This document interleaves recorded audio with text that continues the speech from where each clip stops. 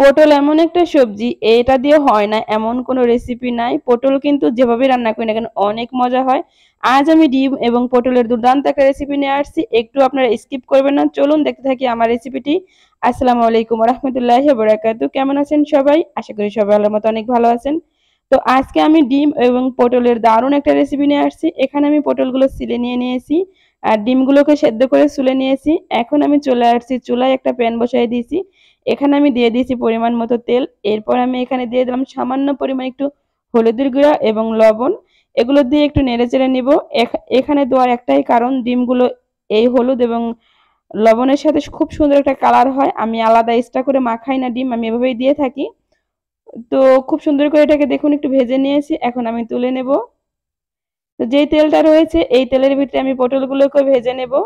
তো অবশ্যই এই রান্নাগুলো করতে কিন্তু পটলটা ভেজে নিতে হবে। পটলের গায়ে যে এক্সট্রা পানি থাকে সেটা ভেজে একদম শুকায় নিতে হবে, তাহলে কিন্তু খেতে অনেক মজা হবে। এরপর ঢাকনা দিয়ে আমি ঢেকে দেবো। দেখুন আমার পটলগুলো খুব সুন্দর করে ভাজা হয়ে গেছে, এখন আমি পটলগুলোকে তুলে নেব।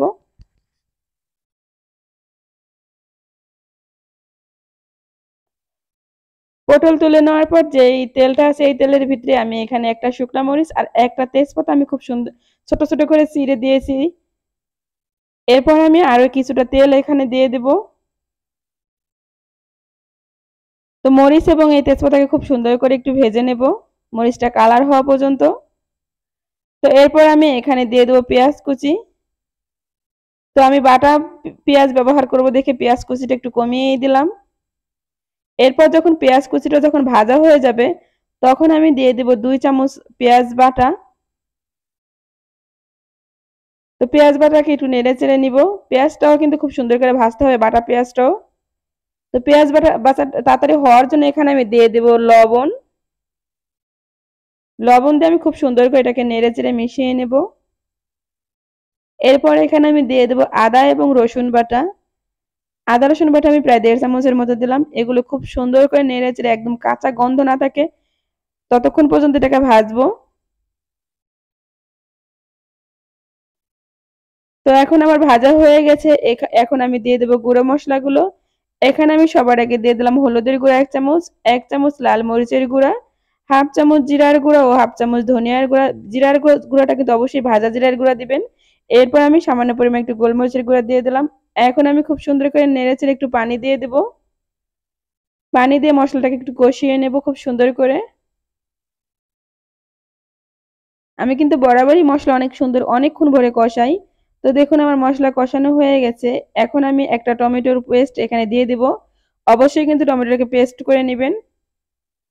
যদি আনাম টমেটো দেন তাহলে টমেটোর যে মানে টমেটোর যে থাকে সেটা আনাম আনাম থাকবে, ভালো লাগবে না। সেজন্য আমি টমেটোটাকে একদম পেস্ট করে দিয়েছি। এ পর্যায়ে আমি এখানে 1 চামচ কাজু বাদাম পেস্তা বাদাম এগুলো আমি বাটা দিয়ে দিলাম। আপনারা যদি পছন্দ না করেন তাহলে বাদামটা স্কিপও করতে পারেন, কিন্তু দিলে অনেক অনেক টেস্ট ভালো হয়। এই পর্যায়ে আমি এখানে দিয়ে দিলাম হাফ কাপ পরিমাণ টক দই। টক দইটা দিয়ে আমি খুব সুন্দর করে নেড়ে চেড়ে নেব। এখন আমি এখানে দিয়ে দেব হাফ চামচ পরিমাণ চিনি। এগুলো দিয়ে আমি খুব সুন্দর করে মশলাটাকে কষাবো। এখন আমি ঢাকনা দিয়ে ঢেকে দেব। দেখুন আমার মশলাটা খুব সুন্দর করে কষানো হয়ে গেছে, তেল ছেড়ে দিয়েছে। এখন সেই ভেজে রাখা পটল এবং ডিমগুলোকে আমি একসাথেই দিয়ে দেব। এগুলোকে আমি খুব সুন্দর করে কষিয়ে নেব। একটু নেড়ে চেড়ে মিশিয়ে দেবো মশলার সাথে। এভাবে রান্না করলে কিন্তু আপনার বাসার সবাই মাছ মাংস রেখে এই পটল ও ডিম দিয়েই পেট ভরে ভাত খাবে। এরপর আমি ঢাকনা দিয়ে ঢেকে দেবো। দেখুন আমার পটল এবং ডিমগুলো কষানো হয়ে গেছে। এখানে আমি যেই প্লেটে পটল এবং ডিমগুলো রাখছিলাম সেই প্লেটটা ধুয়ে একটু পানি দিয়ে দেব। খুব একটা পানি এখানে আমি দিব না, দেখুন এতটুকুই দিব।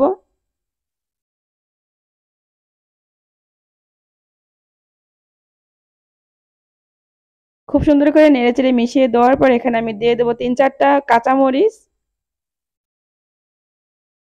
কাঁচামরিচের জন্য কিন্তু স্বাদটা আরো দ্বিগুণ হয়ে যাবে। এরপর আমি ঢাকনা দিয়ে এটা রান্না করব যতক্ষণ পর্যন্ত এটা না হয়। দেখুন প্রায় আমার রান্নাটা রেডি হয়ে আসছে। এই পর্যায়ে আমি কিছুটা পেঁয়াজের বেরেস্তা এখানে আমি দিয়ে দিলাম। আমি আরো কিছুটা পেঁয়াজের বেরেস্তা যখন আমি রান্নাটা হয়ে যাবে তখন দেবো, সেজন্য আমি অল্প পরিমাণ দিলাম। এরপর ঢাকনা দিয়ে এটাকে ঢেকে দেব। তো এভাবে কিন্তু আপনারা পটল এবং ডিম রান্না করে বাড়ির সবাইকে তাক লাগিয়ে দিতে পারেন। টেবিলে যদি এটা দেন তাহলে আপনার মাছ মাংস রেখে আপনার এই পটল দিয়ে সবাই ভাত খাবে। তো বন্ধুরা, কেমন হলো অবশ্যই কিন্তু কমেন্টস করে জানাবেন, আর আমার চ্যানেলটিকে সাবস্ক্রাইব করে চ্যানেলের সাথেই থাকবেন। অলরেডি যারা সাবস্ক্রাইব করেছেন তাদেরকে অসংখ্য অসংখ্য ধন্যবাদ। দেখুন একদম এটা রেডি। আমি আরো কিছুটা পেঁয়াজের বেরেস্তা দিয়েছিলাম। তো সবাই ভালো থাকবেন, সুস্থ থাকবেন।